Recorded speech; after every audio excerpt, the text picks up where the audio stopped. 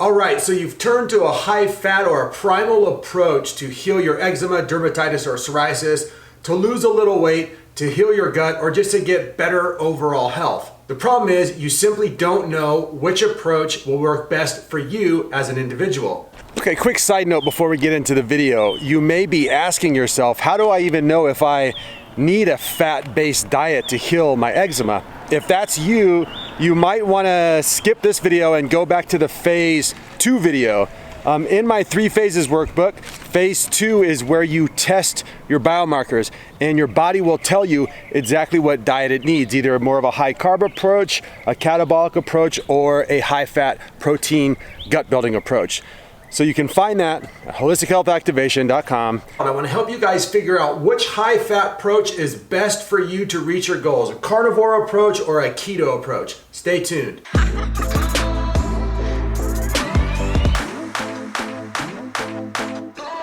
Okay, in today's video, I'm going to be covering 3 main topics. 1, things you should consider before going either keto or carnivore. Number 2, pros and cons of each diet. And number 3, what's worked best for me and what's worked best for my clients. First things first, my friends, there's some really basic things to consider when trying to figure out the diet. Question to ask yourself, do you love meat by itself, or are you someone that likes a little bit of variety, likes some vegetables, maybe even likes to have a tiny bit of fruit here and there? Those of you leaning towards carnivore approach, can you get enough food from fat and meat only and salt to get your daily caloric needs met? How does your body respond to water fasting? If your body does good with water fasting, you also might do really awesome on the carnivore diet. The carnivore diet is a very water fasting mimicking diet when you use the high fat version of it. A really important question to ask yourself is, where are you transitioning from? Are you a vegan currently? Are you on the standard American diet currently?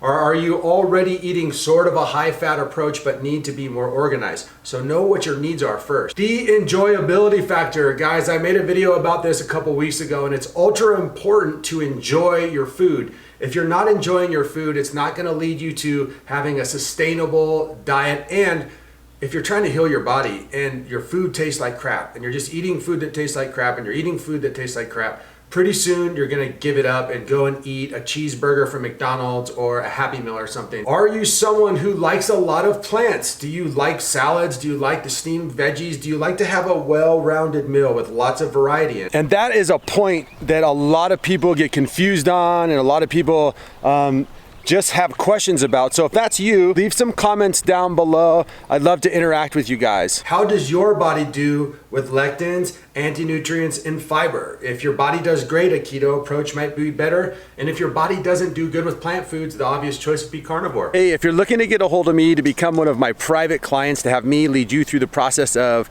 reversing your eczema, dermatitis, or psoriasis, there's a link in the description box for a consultation. Okay, now it's time for the pros and the cons. I'm gonna start off with the carnivore diet.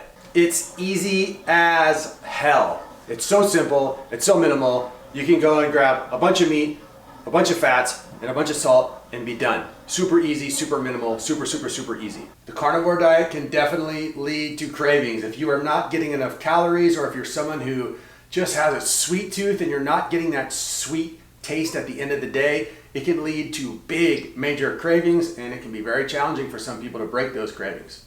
One of the best parts about the carnivore diet is that there are no strict macros. It teaches you to eat by listening to your body. There's a variety of different macros that you could hit depending on what foods you eat, so you don't have to be too worried about macros or how many calories you're eating or how many grams of fat or staying in ketosis. You just eat the carnivore foods and you enjoy them. Sauces, flavoring, and all sorts of that yummy, gooey, ooey stuff. It's gonna be salt, it's gonna be meat, and it's gonna be fat. Hope you like your fats. Okay, now let's give the pros and the cons of the keto approach. It's an easy diet to transition to, whether you've been on standard American diet, you've been on a vegan diet. The keto approach also can lead to cravings. The reason I think that the keto approach leads to more cravings than the carnivore approach, they both can lead to cravings, but the keto leads to a slightly more. I think it's because of the fiber. With the keto approach, you get a large variety of foods compared to the carnivore approach. There's just so many more options to eat. There's so many more varieties of vegetables and fiber foods. It's just a lot wider variety of foods. More food options. And the last con for the keto approach is it's a lot harder to do an elimination style diet. If you're trying to figure out exactly and really pinpoint with detail the exact foods that are gonna heal you and the exact foods that are gonna kill you, and you're eating like 500 different varieties of foods, that is gonna be a much harder task to do. On the other hand, the carnivore approach is so straightforward. You're having meat, you're having salt, you're having fats.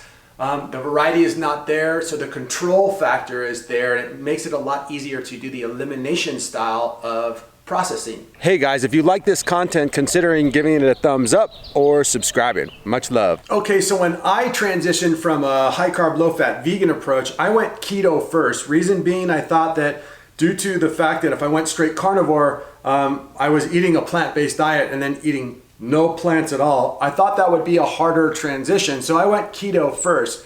I'm realizing now, after working with hundreds of clients doing this transition, that it's actually somewhat easier for people, if you are available, if you're into it, to start with the carnivore approach. The carnivore approach is so minimalized and so simple that it works a lot more effectively as an elimination protocol. You can start with the carnivore diet and you can easily add in other plant foods or other types of foods to see if they work well for you. Once you've established the carnivore diet for a month or two, it's really easy to read the body's biomarkers. You add in a food and the next day your body's gonna know exactly if it doesn't work or if it works for you. The 3 Phases workbook was designed to help you do just that. Figure out exactly what diet will help you cure your eczema. You can find it at holistichealthactivation.com. So that's what I would do if I had to do it all over again. I would start carnivore instead of keto, and it just makes it an easier way to add food. All right, you guys, I think that's gonna do it for today. Thanks so much for watching. I'll be back with many more videos really soon. Peace.